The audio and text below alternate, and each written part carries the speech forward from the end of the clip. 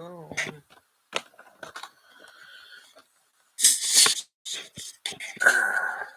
Hello, me.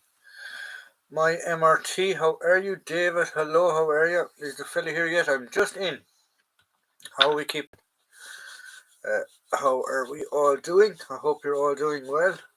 I feel a lot better this week compared to last week. So hopefully we can keep the old live stream going for a while. And he is here. I am here. I am here. How have you all been doing over the week? Um, I hope you have had a great week and looking forward to a good weekend. Um,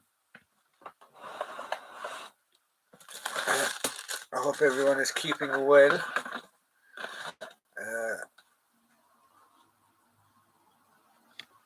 A serviceable week.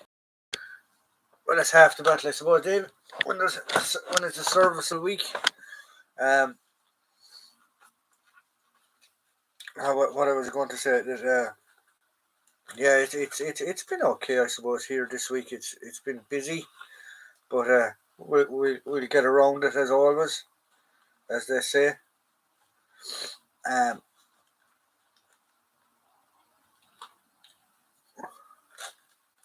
Shalom, Herefordshire Regimental Museums. Hello, Danny. How are you? I see an old leather Royal Irish Constabulary belt holster for 250. They have revolver too. I seen an old leather Royal Irish Constabulary belt and holster for 250. They have revolver too. Is it the S buckle or the snake buckle Royal Ulster one? Because if it is, that's not a bad price for a €250 for 250. 250 is not a bad price for one once they are correct. Shalom, David. Shalom, Frederick Remington. Sup? Hello, hello. How are you? Open Fire Kenny. S buckle pouch. Yeah. They're dated. You can find them. Look for the usual stuff, wear, slight cracking, things like that. Um, you don't want it too shiny. You don't want it too new looking, if you get me. Um, it does have to look slightly old for it to be a good investment. But yeah, 250 is not bad for one of those. They're expensive when they do come around. So yeah.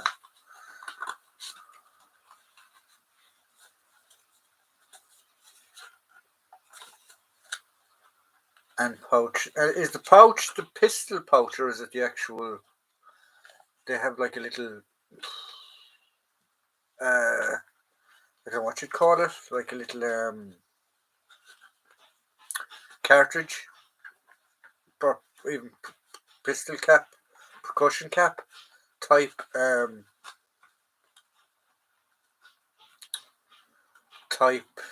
Uh, One with them. I suppose you could say it's a kidney shaped pouch. No, if I remember a kidney shaped pouch.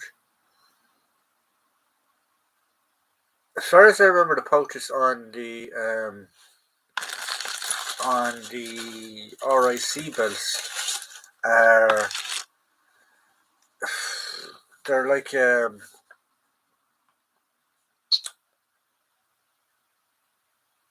like a square cartridge box type thing. They wouldn't be what you're describing there now. Actually, to tell you the truth. Jake Brown, shalom, hello, how are you? Long time no see. I hope you keep it well. I'll send you a photo on Instagram. Perfect, Jack. Can you do work away? You're more than welcome. Do that. Andrew Johnson, hello, chaps. Hello, how are you? Andrew, in what we were talking about the other night, actually, when you were texting me about my good friend Danny from Herefordshire Regimental Museums, I said it to him this evening about that show that you were talking about, and he would be interested if everything goes well. So there you go.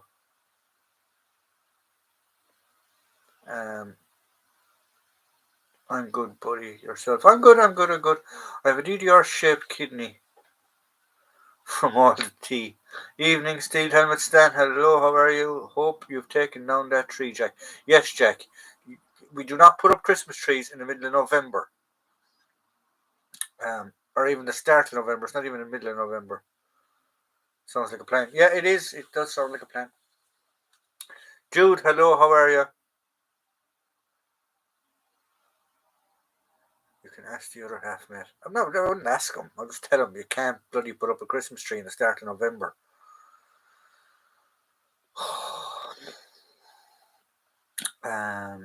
Jim, hello, how are you, Mr. Jimbus? Yeah, so if any of you were looking what I was doing, I actually got this little wallet during the week, and I had some reproduction money, so I just said stick it into it and fill it up for a bit of a pocket filler for World War II stuff. Now, it does need a slight bit of a repair, but we will get around to it. I'll bring it to somebody that's able to do that. And yeah, my little drawer here is getting full and full, so I need to go through it and take a load of crap out of it. Yeah.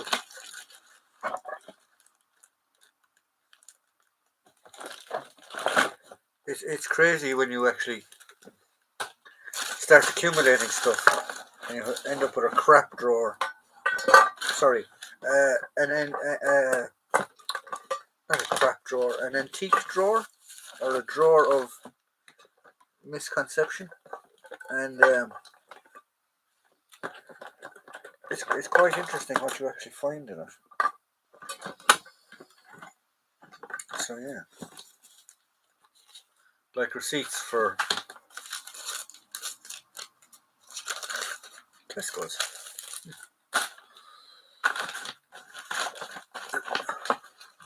Oh, there we go. So, right, getting back to the history side of it.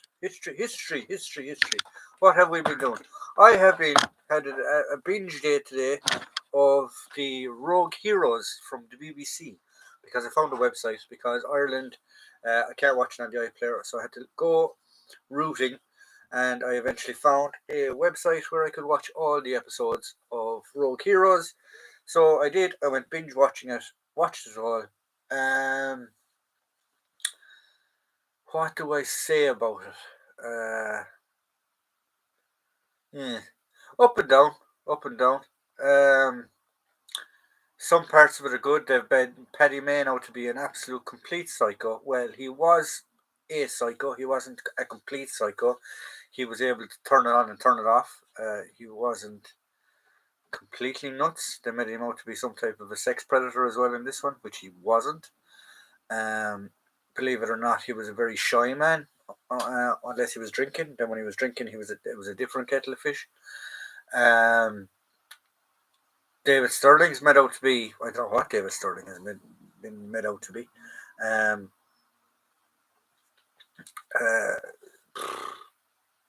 It's good entertainment to watch it for entertainment.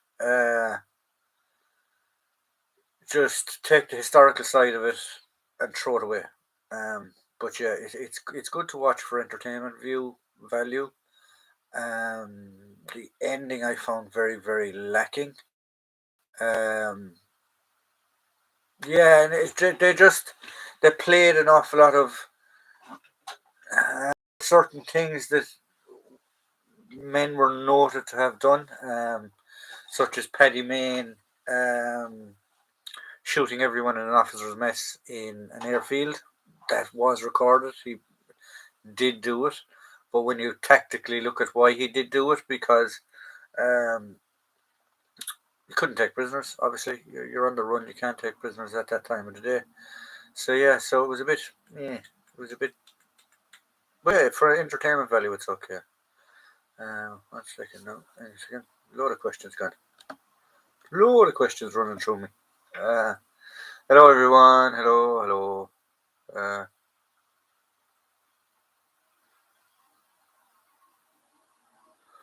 How's the push, Jim? I didn't mean you're Scottish. Do you like Rogue Heroes? It's okay. It's an entertainment. It's for entertainment. I'd take the historical side of it with a pinch of salt, but yeah, it's okay for entertainment. It does get better. The first one or two episodes are very very lacking, but it does get better. When you like, I noticed that after episode one or episode two. Okay, this isn't going to be historical. Just watch it for what it is, and it's entertaining, but it's not historical. Fat as a sausage, Kenny. I will not be watching to save my rage. It's as I said, like, it's not that bad when you just realize what it is. It's where's it got practical. I watched the first episode for about 20 minutes, and that was enough. I prefer the book. I actually need to read the book. I need to finish the book. David Stirling was Scottish, so it's all good. David Stirling was Scottish, yes. They called the Commonwealth troops colonial troops. I didn't can't remember watching that actually. Uh,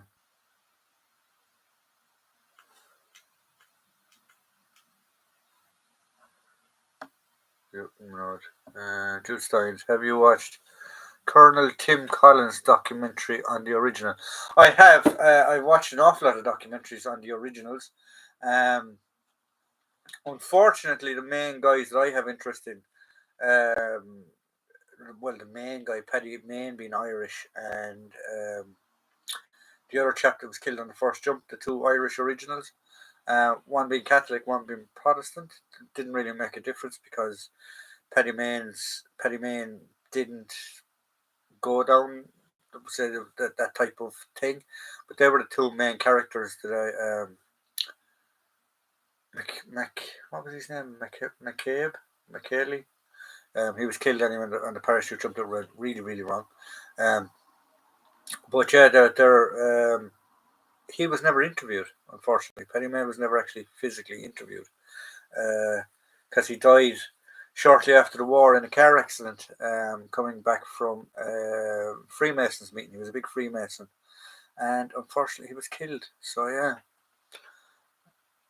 it was the titles in the beginning explaining the North African campaign.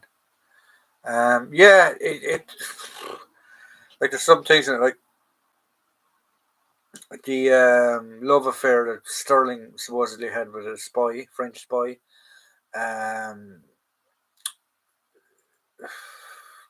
just things that didn't make any interest. Now I see why they're in it. I suppose you have to have them there for female viewers and things like that.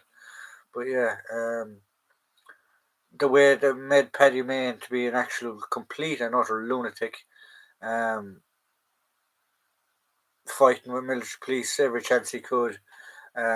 Yes, he was fond of a fight. He was fond of a barroom brawl, but he wasn't beating up military police guys and beating up COs every chance he could. Um, he otherwise he'd have been kicked out of the army or he'd been in jail. Well, he was in jail for a while, but you know what I mean. Uh, Colonial types are Yanks. I've seen Sterling's statue. It's very impressive. I'd love to actually go there. Myself and Danny actually. I don't know if he's still there. He's probably still there somewhere. Um, he's planning on coming over sometime next year, and we're going to do a trip. We're going to do a main trip. We'll go up around where Paddy Main was from and stuff like that, Newton Ards. Um, I do know where he was killed as well. There is a small little museum there as well that has a lot of his collection, um, and things like that. So yeah, so that'll be a good little trip now that we're going to plan for next year. Um, I've read that one. I've been to Dunblane too. Andrew Mate and the Sterling Memorial is awesome. Do they have have an estate? Because I know in the series they were saying about the Sterling estate and shooting. Oh, what was the bird? It wasn't snipe. Um, oh, it's famous. It's famously bred for shooting. I can't think of the name of it. But yeah. Oh, sorry guys. I need to plug in your laptop or you'll all disappear on me. Um, there must be a woman who is answer for everything. Grouse. That's the word. That's the word. That's the bird I'm looking for. Grouse. Yeah, he was famous. His mother sent him supposedly, and well, according to the episode, I don't want to give it away actually too much, but his mother sends him a grouse feather to just signify that it's grouse season, and he sort of uses that to his advantage.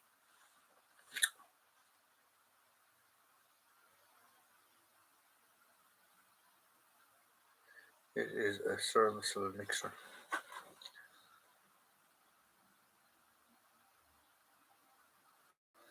Um, what else did I find strange about that series? The fact that they did rob their initial camp off the New Zealanders. That is true.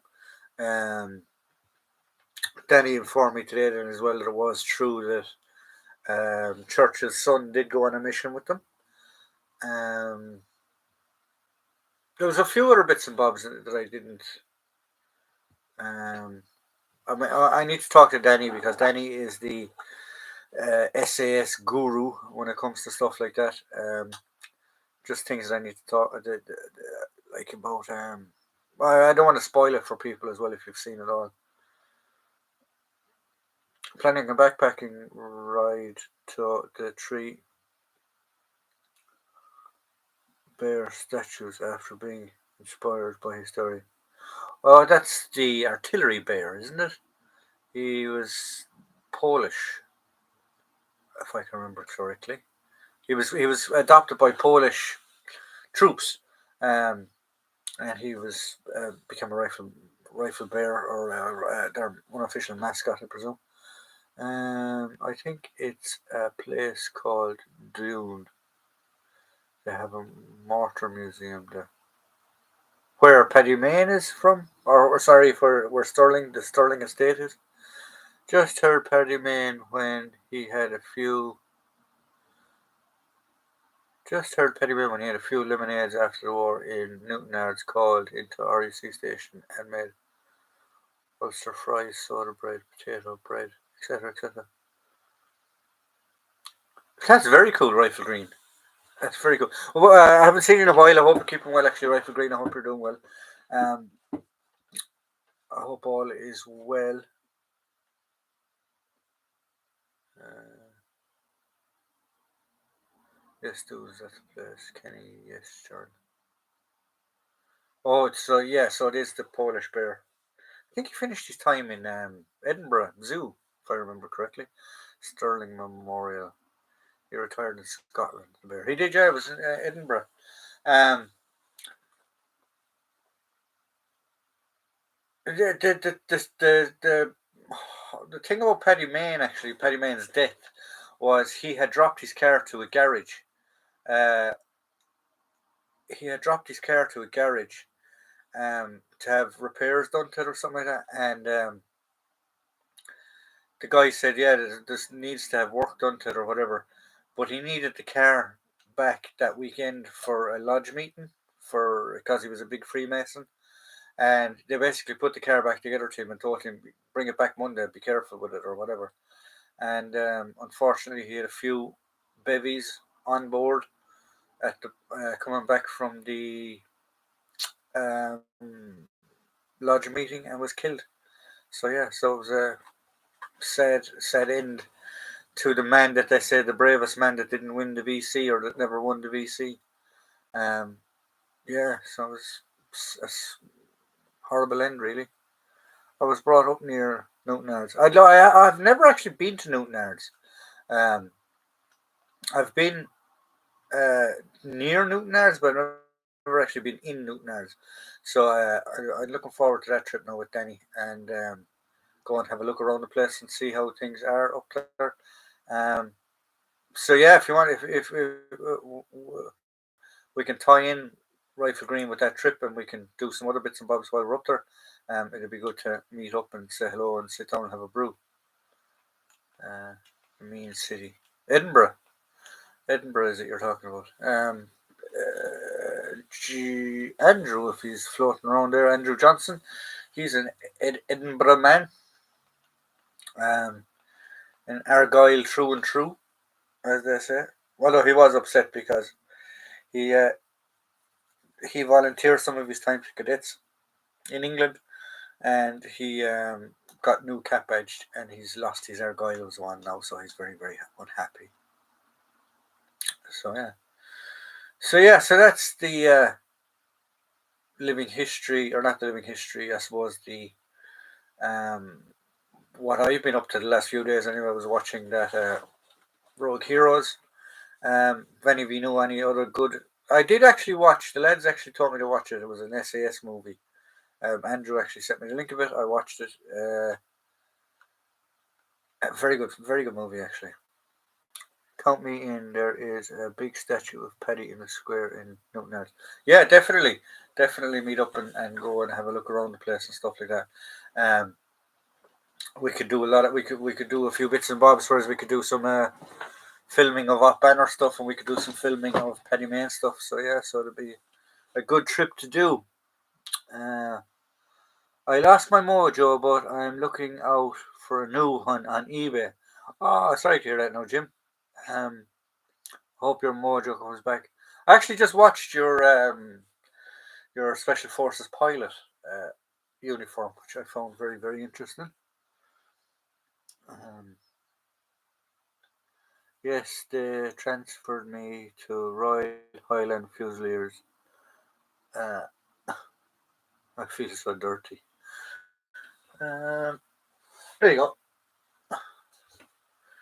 If you're, so you're not feeling so bad. I'll put that one on you. I need a haircut. I do need a haircut. There we go. I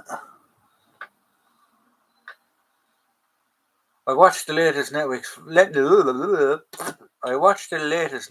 version of All Quiet on the Western Front the other day. It's different, all right. I haven't seen it. Actually. I need to sit down over the weekend and watch that. My grand says you're hot, Jim. If that helps. Jim, you're in there, buddy. I do need to get round to watching the new All Quiet on the Western Front on Netflix. I do too myself, Jake. I need to watch this again at some point in time. Out of all of the All Quiets in the Western world, I preferred the original, the 1930s version. It's the truest one, I suppose, to the book. But yeah, that was a good movie. Like with all movies, the books, Band of Brothers was one, the Pacific being one. Well, not the Pacific. The Pacific was a few books. That was My Helmet for a Pillow and The Old Breed of Peleliu. And John Basilione's biography because he was dead. So that was a mixture of books. Band of Brothers being one book. They always all depictions, movie depictions and stuff like that, leave stuff out. For one reason or another, the fact that they don't have the budget or they just don't think it's very beneficial to the movie or whatever, and then they put in Hollywood crap. Like there's always that bit of eye candy for guys in war movies. There always has to be a bit of, I suppose, sex sells, I suppose, as they say. Rogue Hero is prime example of it. Band of Brothers, not so much. Pacific, yeah, there was a bit of a love story in the Pacific, alright, as well, when Lecky was in Australia. Yeah, so it has to be there. Like when you think of other movies like 13 Strong, first part of that was the guy saying goodbye to his family and things like that. So there always has to be the Hollywood pull at your heartstrings side of it, I suppose. I've got that book. All Quiet on the Western Front Stand. Is that the one you're on about? Fighting on Film just put up a podcast on All Quiet. I don't want to. I haven't seen it. I hear it's very. I hear the actual cinematography and the filmmaking and the picture side of it is fantastic. Um, um, I hear that's very very well done and fantastic.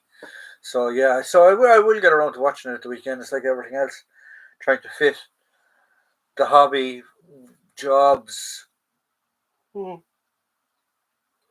me, jobs around the house, admin, normal everyday living. It can get a bit tricky to try and fit everything in, but I will hopefully at some point in time over the weekend get a chance to watch it. This is my weekend to clean all my pews and organize them and tidy them.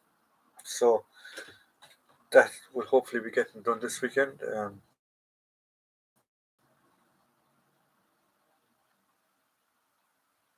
I'm just looking at them now, and there's a few of them that are a bit dusty.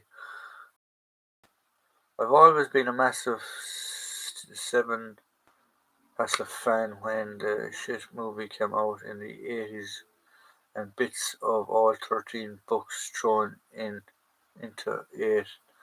I was heartbroken. Fantastic cast, though, would have been great. Um, what's another book that got ruined? The Odd Angry Shot. If any of you have ever watched that, The Odd Angry Shot is supposedly it's an anti-war movie, if whatever way you want to look at it. The Australians made about the Australians being in Vietnam, but it's about the SAS, and more guys actually were killed in an Odd Angry Shot than historically SAS guys were killed in Vietnam. Um, so yeah, so it's not a great movie. Like uniform equipment, things like that, it's bang on. But storyline and stuff like that, it's out the window. That's one movie, The Odd Angry Shot, that every time I see it, I'm like, ugh. Uh,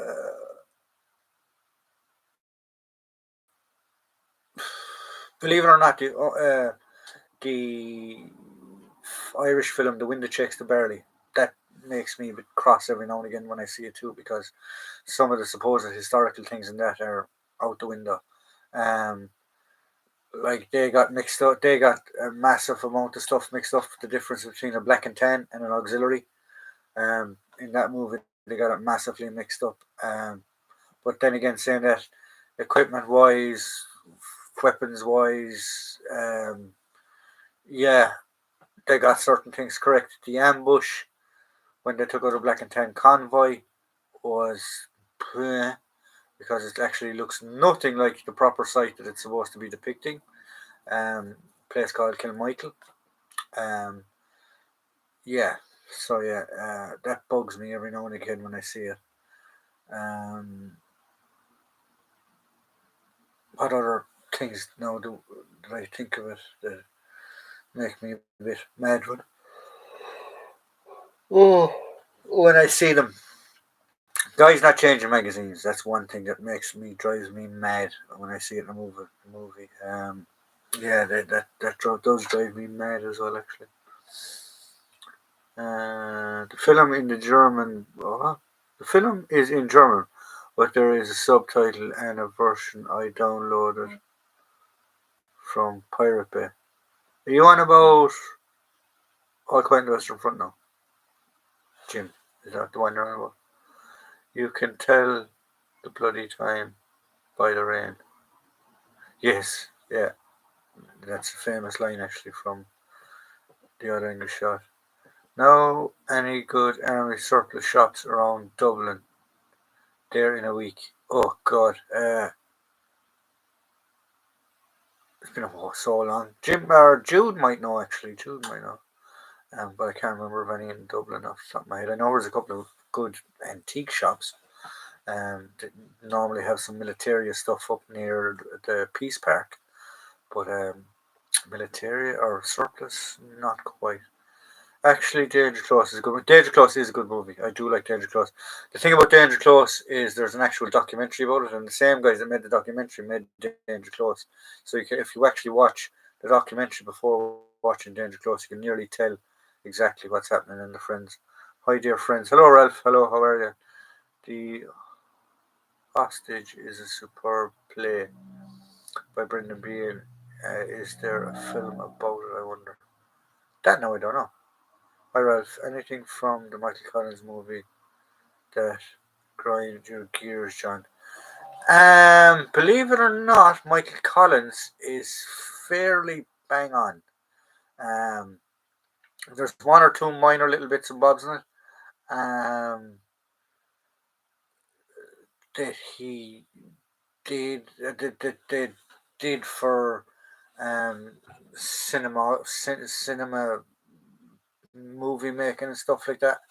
Um, he did have what were known as the 12 Apostles, which were guys that were his um, men that he would use to take out spies and stuff like that. Um, one thing that they sort of brushed over in that movie from Michael Collins was to be a 12th apostle or to be one of the 12 apostles, you couldn't be married or you couldn't have parents. You had to be an orphan. You couldn't have any family ties because retribution towards your family, if they found out who you were, was a big tactic that they were using at the time. So that was sort of brushed over. Again, the difference between black and tans and auxiliaries in Michael Collins is sort of blurred. The lines are blurred. Um, then they completely left out the Dublin Metropolitan Police Force in Michael Collins. Um, they were at the time in Ireland you had the RIC and the Dublin Metropolitan Police Force. Dublin Metropolitan Police Force was heavily infiltrated by IRA men. Massive. They actually refused to do certain things compared to the RIC. Um, so yeah, so there are certain things in Michael Collins as well that I won't say bug me, but they were just left out or brushed over. Um, so yeah, 1 second now, let me just have a look. Um, manual arms in most films is pants. Yes, it is actually. Uh, yes, Q and what if? No, thank. Did you see the first episode of Rogue Heroes? I did, Ralph. It's okay. I've actually seen them all. Uh, I've seen them all, and it's good entertainment. It's good entertainment. I suppose that's all I can say about it. We've just been talking about that, Ralph. Very theatrical Hollywood. Yes, it is.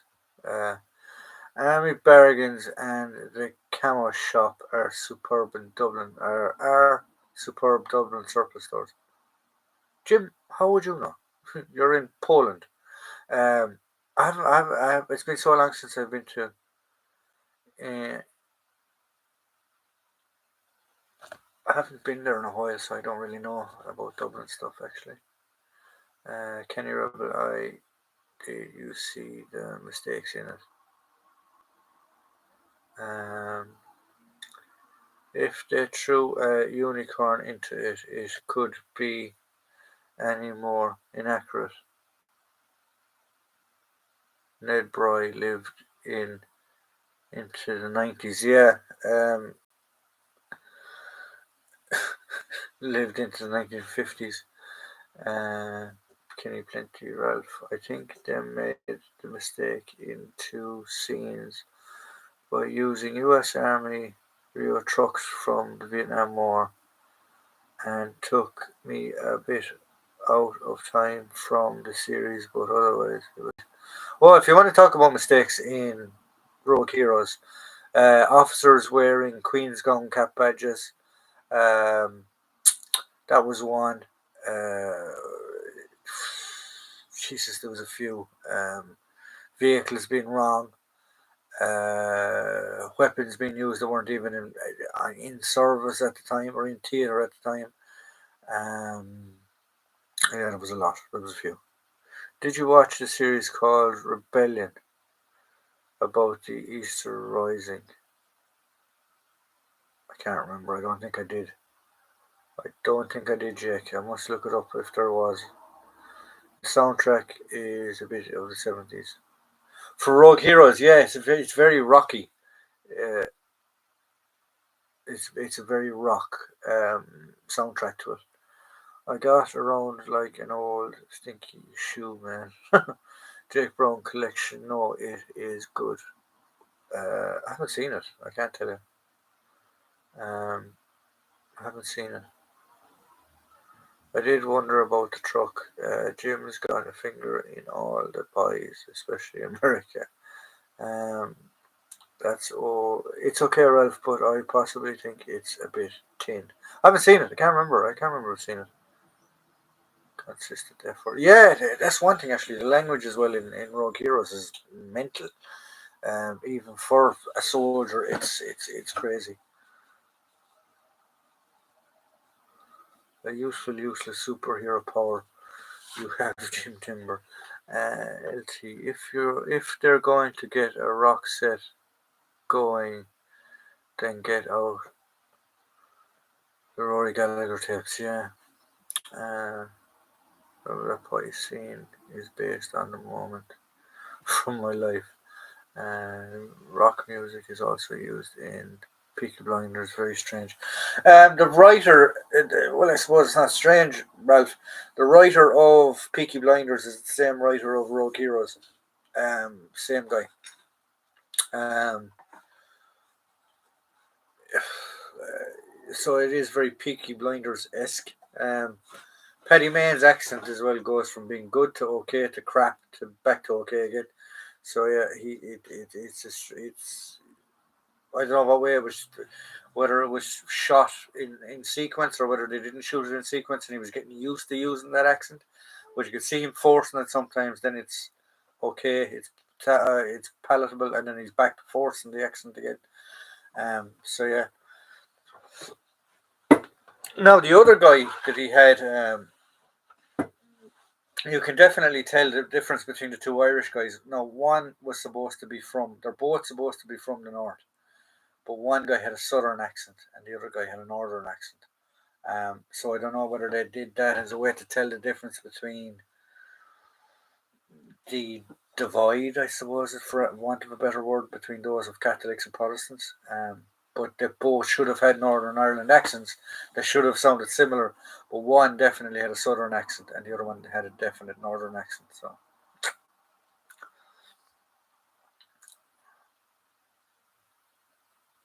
Um, oh, it wasn't like the guy who fell in a motor gym. Um, I have an ET style forefinger too. Stop it, Jim. Be nice now. It was himself, no doubt. The BBC did the same a few years back with a World War drama or war. Rock music, British Army soldiers with a furry Mohican on his helmet. Let's look that one. Or war. BBC. I must look that up now. Beam me up, Timbers. Did you think Paddy Mayne character was ruined? I don't think it was ruined. They did like Paddy Mayne was famous for being a villain, a rogue, I suppose. But they made him out to be a complete and utter psychopath in this series. Um, but he was fond of a fight. He was fond of a drink. But when he wasn't drinking, like from what people have said from interviews that I've seen about people talking about him, um, he was actually a quiet, shy guy when he wasn't drinking. But when he was drinking, he was a different man altogether. Um, there's a big question about Paddy's sexuality as well. They actually reckon Paddy was a bisexual. Um, and back in that time, to be gay and bisexual and stuff like that was completely illegal. So they reckon that was part of why he had that persona, because he had to keep all that locked up and internalized. He couldn't be open about his sexuality and stuff like that. remember now as well, like he was a famous rugby player. He was a famous boxer. He had won university boxing titles, heavyweight boxing titles. Um, he had 6 or 7 or 8 caps, I think, for the Irish rugby team prior to the war. He had represented 1932 on the Lions tour. He had been on the Lions tour as a rugby player. So when you put all that into perspective, and you whether he wasn't a homosexual, whether he was or he wasn't bisexual, um, it makes sense, if you get me, when you think of certain things that he did later on in life, um, to have that built up rage. But in Rogue Heroes, I do think they just pushed the boundaries way too much with him. Um, he was just nuts in the movie. Yeah, yeah. Our World War was a three-part: 1914 Don Mons, 1916 Somme, 1917 Combra. Quiet enjoyed first and last ones. 1916 episode was a bit crap. Oh, I must look that up actually. Our War. Or World War. I must look that up actually. BBC drama. Um, yeah. So sorry, he's getting back to Ralph's question. So yeah, so he they portrayed him as being a complete and utter mental case when he wasn't. No, he was vicious, and he was aggressive, and he was uh like he was a soldier. Um, And when you watch guys being interviewed and talking about him, they actually loved him. They'd have followed him to hell and back. But like that, they said he was a different man when he had drink in him. He was a different guy. There's a famous one of a famous story about Paddy Mayne when he was in Italy. When they were in Italy, they were liberating a town, and they had liberated the town, and there was still a small bit of fighting going on. And Paddy was going around pushing a buggy, a children's pushchair, liberating wine from wherever he could find it, to bring it back to the camp to go drinking for the night, because that was what he usually did. Was they would have a raid, they would have a scrap, and Paddy would go back to the camp that night and get absolutely blotto. So there you go. They do like a bit of finger in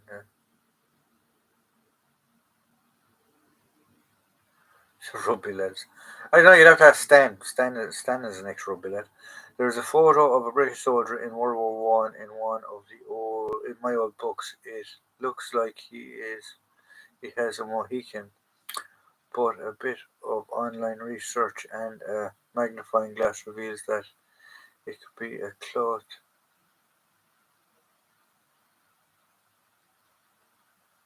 Oh, okay. I think you've showed that picture before in a video, Stan, if I remember. So Paddy Mayne was a closet gay. They had them in every army in World War II. He wasn't. They don't actually think he was gay.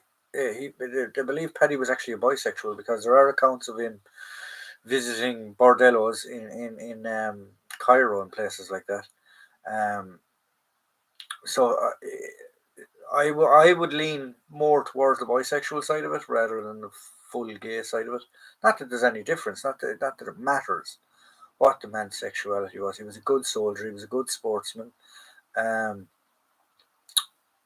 I suppose when you think about what happens now, you could safely say he probably had a post traumatic stress disorder or some type of a mental health issue in relation to combat and stuff like that. So who knows? Because you have to remember that Paddy Mayne was a member of 11 Commando prior to being in the SAS. He was in the Royal Ulster Rifles prior to that, and he had seen service in other areas.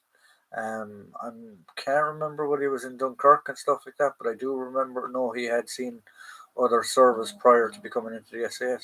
So today, you could say he had post-traumatic stress disorder, or he had some type of a mental health issue from his war service. Um, but what I'm saying about his sexuality is, at that moment in time, to be a homosexual, a bisexual, whatever your orientation is at that time in the 40s was illegal. So he couldn't, if he wasn't, it doesn't matter, but if he was, he couldn't be open about it. So that all that rage and all that aggression or that I don't know what you call it, feelings is built up inside you, and there's only way to let it out is by violence sometimes. Uh,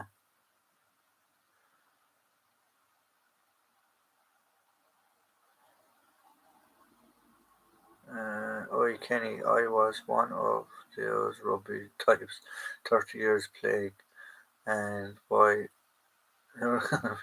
well, apart from one on tour, but that's another story. Stan played number 6, yeah. Showing the photo and a video a while. Yeah, I can remember seeing that video of the guy with the mohawk in his helmet, yeah. I once met a girl who was.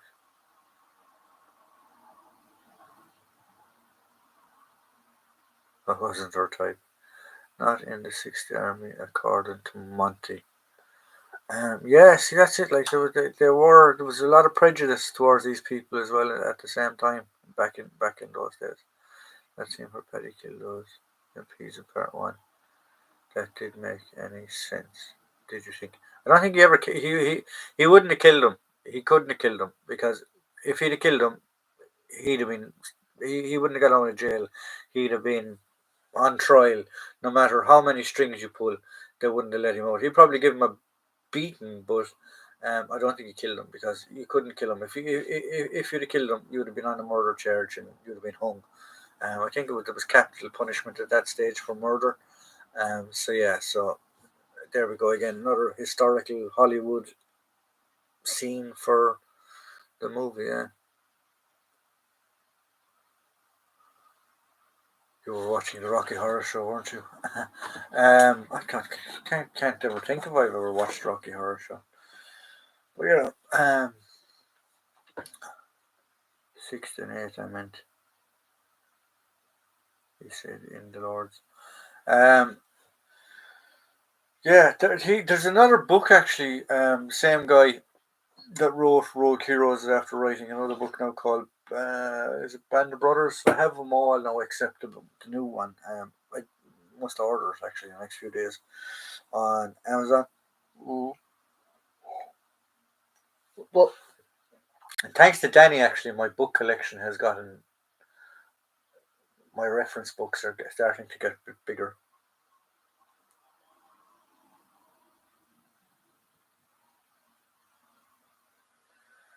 You never watched Rocky Horror, John? I'm not angry. I'm just disappointed.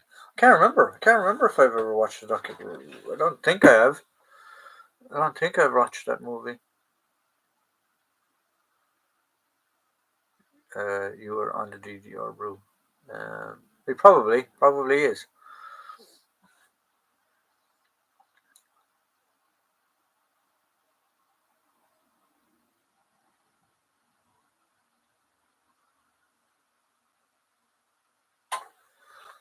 Better job now.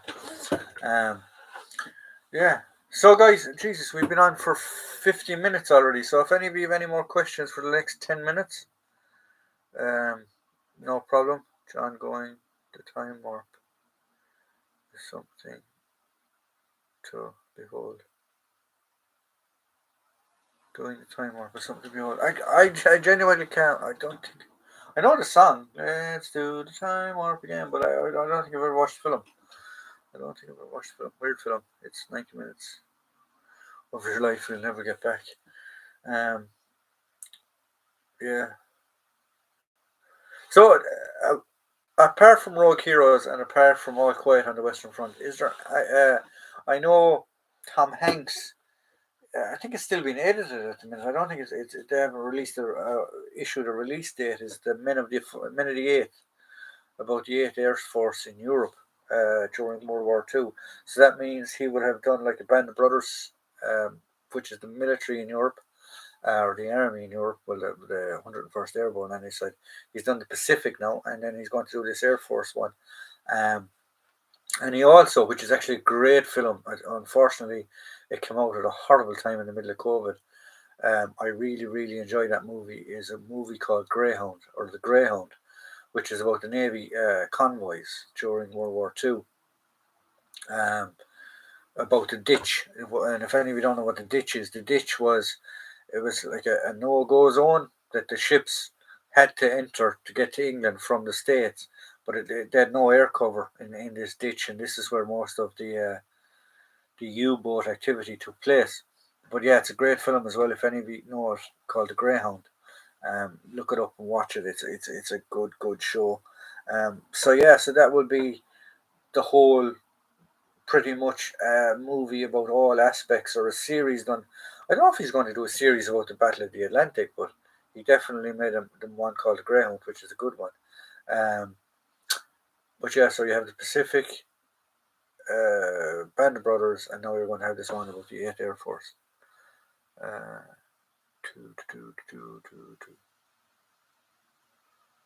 where are we gone? Wanted to ask when you get to an event, do you eat the grub the show provides, or do the lads in your group cook up like World War II rations? We do have a cook, Chuckles, when he's there. Um, Chuckles is actually a real chef, a proper chef. That's his day job. Um, he he he does like a First World War field kitchen, or he does a World War II field kitchen. So he does that events. If he's there and he's doing that type of display, we'll eat off of him. Um, if not, some events you get with your bracelet, you get a discount at the Burger Wagon. So sometimes we'll eat there, and if not, yeah, we'll brew up properly. All have hexi cookers. Um, one second, I'll just show you. We all have these little things, which is like hexi tablets and little stoves. So, which is just little tablets. So little tablets that you burn. Um, so we all have those for making tea and heating up stuff like that, soup and things like that. But yeah, it depends on the event. It depends how deep we are into the event and what we're actually portraying. Hope that answers your question, Jude. But yeah, we did at the victory show. We ate only World War II rations, which was a bit because they're not designed to be eaten over a 3 or 4 day weekend. Maybe 1 or 2 days. Ralph, they sound wonderful. All mine are just after my Ford Caprice. It's swearing in church, but I really like Top Gun Maverick to watch. I haven't seen it. The new Maverick, the new Top Gun, I haven't seen it yet. Irish rations at some events, just for looks during day and eat real food at night. Eating biscuits and bully is the best bit of a gig. Yeah, it's part of it. It is part of it. Um, Chuckles. What is he putting in the food that he hasn't told you about? No, he's actually a very good chef. Chuckles is he's a very good chef. Chuckles is a great chef. He is a great chef. I mean, he's very good. Jumper number 2, black 4. That was Steed, bacon, grilled eggs. Most mornings actually we'd have, because it was authentic at the time. From the time we'd have a fry. They would get from local villagers. They would get eggs. They would get sausages. They would get rashers. So yeah, so there's nothing historically incorrect about having a fry. We would have a fry. Um, Awesome Capri Stand mate, another mate of mine had one. I took up smoking JPS after that. I love making up era looking rations, and I do have a bat bar when I do British and Italian for pre cocktails. Um, yeah, you have to have the cocktails. You have to have the cocktails. I'm into tin bacon, John. Yeah, we what did we had a couple of spam cans that we fried up and stuff like that as well. Bacon butties as well. We've had them.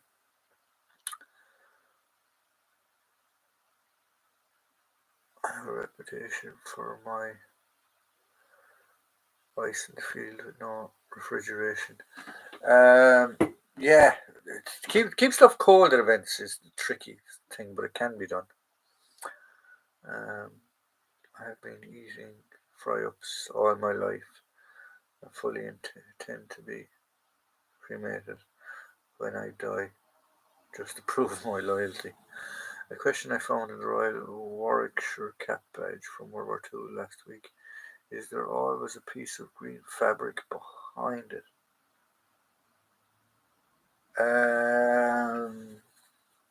Yeah, Warwickshire. I can't remember. I'd have to get out my badge book thingy to have a look at it, but I'm not 100% sure of. I know the Ulsters had a green piece of felt behind theirs. I'm not 100% sure of. I'll give you a bell after this man for catch up. Yeah, no problem. I can talk to you for a few minutes. Jake. Gin and tonic keeps malaria at bay. It does actually. Um, just the famous one that the lads used to drink was rum and lime, just to keep scurvy away. Keep scurvy away. Right, guys. So we're nearly there. We're nearly at the hour. So it's only a fruit-based drink. So we're nearly at the hour, guys. So as always, keep safe over the weekend. Enjoy yourselves. Don't enjoy yourselves too much. Be careful out there. Enjoy the collecting. Keep collecting. And I will see you all at the same time, 8 o'clock next Friday. So enjoy. Have a good one, guys, and see you then.